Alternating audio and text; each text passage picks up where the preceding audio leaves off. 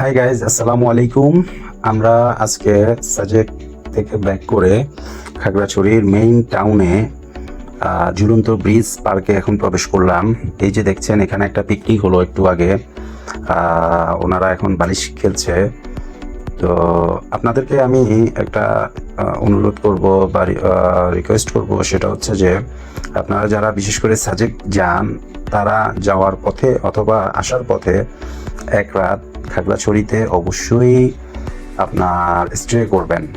Stay করে খাগড়াছড়ির ভিতরের যে ট্যুরিস্ট স্পটগুলো আছে এগুলো আপনারা দেখবেন। এই যে দেখছেন, এই পার্কটার ভিতরে এত সুন্দর একটা মনোমুগ্ধকর একটা পরিবেশ, বাস্তবে দেখার মজাটাই আলাদা। যদিও বা আপনারা মানে এভাবে কতটুকু বুঝতে পারতেছেন বা ফিল করছেন আমি আসলে ঠিক বলতে পারবো না। তবে এই যে গেস্ট হাউস আছে, এখানেও চাইলে আপনারা স্টে করতে পারেন। তাহলে অবশ্যই আগে যোগাযোগ করে আসবেন। অনেক দূর দূরান্ত থেকে এসি রুম আছে, যারা আসেন যে গাড়ি নিয়ে আসেন ওনারা এখানে স্টে করেন। বেশ কিছু থাকার জায়গা আছে। তারপরে ছোট ছোট কিছু কুড়িঘর টাইপেরও আছে, যেগুলো খুবই সুন্দর আর কি। আমরা এখন যাচ্ছি হলো আপনার ঝুলন্ত ব্রিজের দিকে। খাগড়াছড়ির পার্কের যে মূল আকর্ষণ, সেই ঝুলন্ত ব্রিজের দিকে যাচ্ছি। দেখছেন কিভাবে আপনার পর্যটকরা ঘুরতে আসছে। এটা অলমোস্ট সপ্তাহে প্রতিদিনই হয়, তবে শুক্রবার বা বন্ধের দিনগুলোতে একটু বেশি ভিড়ই থাকে। এই যে ছোট ছোট মামুনিরা ঘুরছে।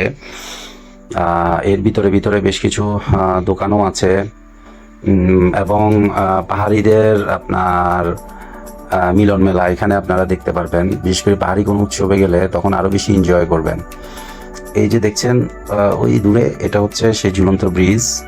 আমরা এখান দিয়ে আপনাদেরকে একটু দেখাই। এখান দিয়ে এটা হচ্ছে লেক।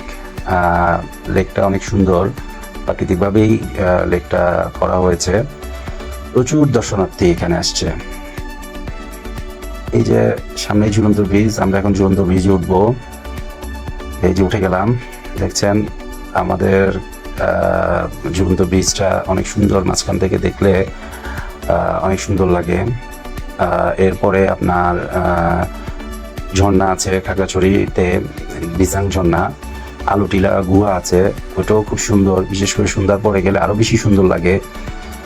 তো ওটা আপনাদেরকে আরেকদিন দেখাবো। আজকে এই যে দেখেন ঝুলন্ত ব্রিজে সবাই ছবি উঠাচ্ছে। সবাই বাচ্চারা খুব এনজয় করছে, ভয়ও পাচ্ছে। খুব ঝুলে ব্রিজটা, যখন মাঝখানে যাবেন দেখবেন যে ব্রিজটা আপনার দুলকাবে। এই যে পুরো লেকটা, এই যে লেকটা, যদিও বা এখন শীতকাল হওয়াতে লেকে পানি নাই, তো বর্ষাকালে আসলে আরও বেশি মজা পাবেন, পানি টইটুম্বুর করবে।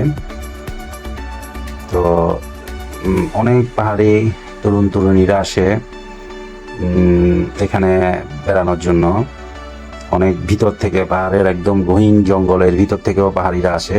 এই যে দেখছেন ছবি উঠাচ্ছে, সবাই খুব মজা করছে। তো এই যে আমরা শেষ প্রান্তে চলে আসলাম। এখান দিয়ে আবার চাইলে আপনি ঢোকার পথেও ঢুকতে পারবেন, মানে ঝুলন্ত ব্রিজে উঠতে পারবেন, আবার